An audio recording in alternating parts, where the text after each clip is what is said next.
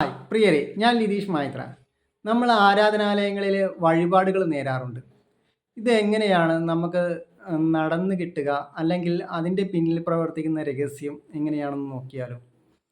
നമ്മൾ ഒരു ആഗ്രഹ സാധ്യത്തിനായിട്ട് നമ്മൾ സങ്കല്പിക്കുന്ന ആരാധനാ സ്ഥലത്തെ ദേവനുമായിട്ട് ഒരു ഉടമ്പടിയിൽ എത്തിച്ചേരുന്നതിനെയാണ് നമ്മൾ വഴിപാട് സമർപ്പിക്കുക എന്ന് പറയുന്നത്. ഇത് പ്രവർത്തിക്കുന്നത് നമ്മുടെ ശരീരത്താണ്. അതെങ്ങനെയാണെന്ന് നോക്കിയാലോ? നമ്മുടെ ഹാർട്ടിൽ നമ്മളൊരു സ്റ്റേജിൽ കയറുമ്പോഴോ അല്ലെങ്കിൽ വേറൊരു ബഹുമാന്യനായ വ്യക്തിയെ കാണുമ്പോഴോ നമ്മളിലെ ഹാർട്ടിൽ കൈവച്ച് അദ്ദേഹത്തെ വണങ്ങാറുണ്ട്. ശ്രദ്ധിച്ചിട്ടുണ്ടോ എന്നറിയത്തില്ല. അപ്പോൾ നമ്മളിലൊരു ദൈവവും നമ്മളിലൊരു ആത്മബോധത്തെ നമ്മൾ ആദ്യം തൃപ്തിപ്പെടുത്തിക്കൊണ്ടാണ് ഓരോ കാര്യത്തിനും നമ്മൾ മുന്നോട്ടിറങ്ങുന്നത്. നമ്മൾ കൊടുക്കുന്ന മെസ്സേജ് അല്ലെങ്കിൽ ഇന്നത് വഴിപാട് നടത്തണമെന്നും എങ്ങും പറഞ്ഞില്ല. മനസ്സിലായോ? ഇന്നത് എന്ത് ചെയ്താലും ഇന്ന വഴിപാട് എന്നൊന്നും അദ്ദേഹം പറയുന്നില്ല. ഈശ്വരീയ രീതിയിൽ ഇല്ല. നമ്മൾ സൃഷ്ടിച്ചു വെച്ചതാണ് പലവിധ ആചരണങ്ങളും ആചാരങ്ങളും. മനുഷ്യൻ്റെ സൃഷ്ടിക്ക് വേണ്ടിയിട്ടും മനുഷ്യൻ്റെ നിലനിൽപ്പിന് മുന്നോട്ട് കൊണ്ടുപോകുന്നതിനും വേണ്ടിയിട്ടാണ് പല ആചരണങ്ങളും നമ്മൾ ഉണ്ടാക്കി വെച്ചിരിക്കുന്നത്.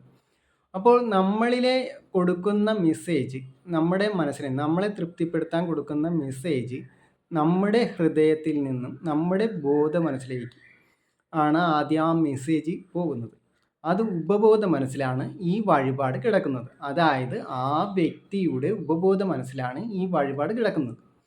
ഈ കിടക്കുന്ന വഴിപാട് നമ്മൾ കാര്യം സാധിച്ചു കഴിഞ്ഞാൽ ഉപബോധ മനസ്സ് പ്രകൃതിയിലോട്ട് മെസ്സേജ് കൊടുക്കുന്നു ഞാൻ മുന്നൊരു വീഡിയോയിൽ പറയുകയുണ്ടായി.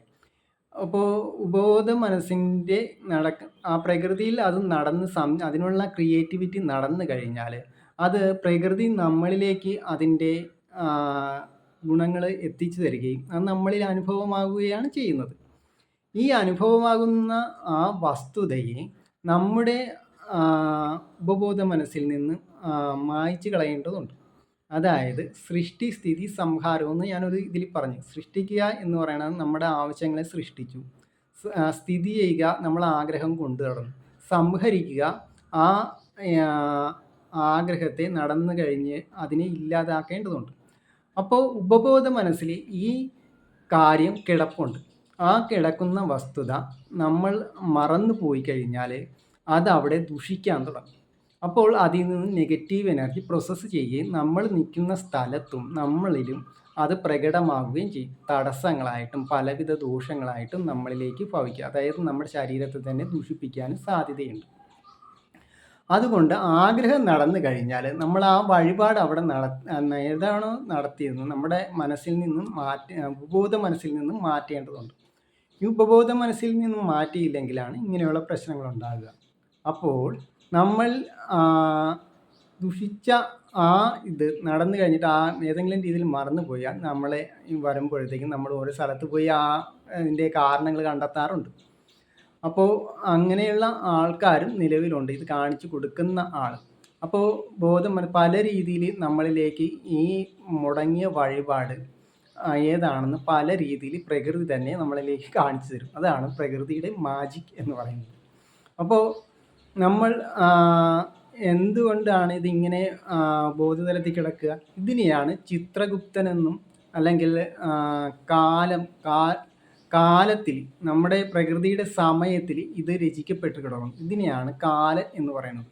ഈ കാലത്തെ ചിത്രഗുപ്തൻ എന്ന് പറയുന്നതോ നമ്മുടെ ബോധമനസ്സിൽ കൊടുക്കുന്ന ഓരോ കാര്യങ്ങളും അതിൻ്റെ ബോധതലത്തിൽ ചിത്രങ്ങളായിട്ടോ അല്ലെങ്കിൽ സൂക്ഷ്മ ഊർജ തരംഗങ്ങളായിട്ടോ രേഖപ്പെടുത്തി വെച്ചിട്ടുണ്ട്. ഈ രേഖപ്പെടുത്തി വെച്ചിരിക്കുന്നതിനാണ് ചിത്രഗുപ്തൻ എന്ന് പറയുന്നത്. അപ്പോൾ മനസ്സിലായോ? അപ്പോൾ ഇതെല്ലാം നമ്മളിൽ നടക്കുന്ന കുറേ കാര്യങ്ങളാണ്. അപ്പോൾ ഒരു വഴിപാട് നടത്തണമെന്നുണ്ടെങ്കിൽ നമ്മുടെ പ്രാപ്തിക്ക് അനുസരിച്ച, അതായത് ഓരോ ജീവിത ആൾക്കാരും അവനവൻ്റെ പ്രാപ്തിക്ക് അനുസരിച്ച വഴിപാടുകൾ മാത്രമേ നേരാവുള്ളൂ. ഒരാൾ 10,000 50,000 രൂപയുടെ വഴിപാട് നടത്തണമെന്നുണ്ടെങ്കിൽ അവൻ അതിൻ്റെ പ്രാപ്തി ഉണ്ടെങ്കിൽ മാത്രമേ അത് നേരാവുള്ളൂ.